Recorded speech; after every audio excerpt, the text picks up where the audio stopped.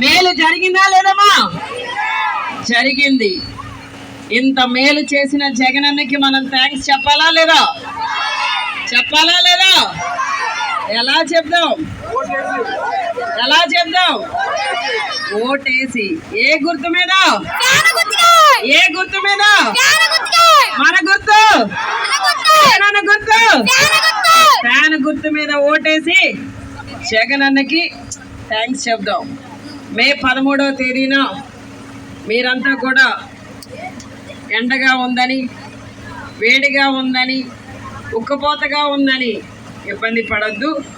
ఎందుకంటే ఆ రోజున మనం తీసుకున్న నిర్ణయం, మనం వేసే ఫ్యాన్ గుర్తు మీద వేసే ఓటు మన జీవితాల్లో మార్పు వస్తుంది. ఈ 5 సంవత్సరాల్లో జగనన్న మనకి ఎంత మేలు చేశాడో మీ అందరికీ తెలుసు. మన బిడ్డలను చదివించాడా లేదమ్మా? చదివించాడా లేదా? ఇంగ్లీష్ మీడియం చదువులు కూడా మన బిడ్డలకు అందించాడు జగనన్న. మన ఇంటిలో ఉన్న తాత వాళ్ళకి పెన్షన్ ఇంటికే పంపించాడా లేదమ్మా? పంపించాడా లేదా? పంపించాడు.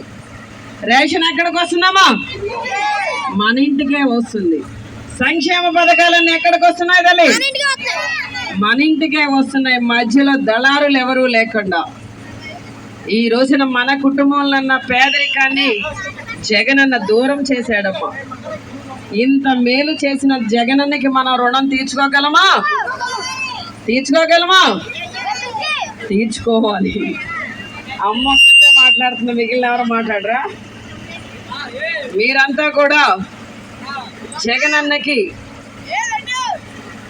జగనన్న మీద మీకున్న అభిమానాన్ని, ప్రేమని, ఆప్యాయతని తెలియజేసే రోజు మే 13. జగనన్నని మళ్ళీ మన రాష్ట్రానికి ముఖ్యమంత్రిని చేయడానికి సిద్ధమా? సిద్ధమా? మీరంతా కూడా మళ్ళీ మన రాష్ట్రానికి జగనన్నని ముఖ్యమంత్రిని చేయడం వల్ల లాభం ఎవరికమ్మా? లాభం ఎవరికమ్మా? జగనన్నకి మళ్ళీ ముఖ్యమంత్రి అవ్వాల్సిన అవసరం లేదు, కానీ జగనన్న మళ్ళీ మన రాష్ట్రానికి ముఖ్యమంత్రి అవ్వాల్సిన అవసరం మనదే.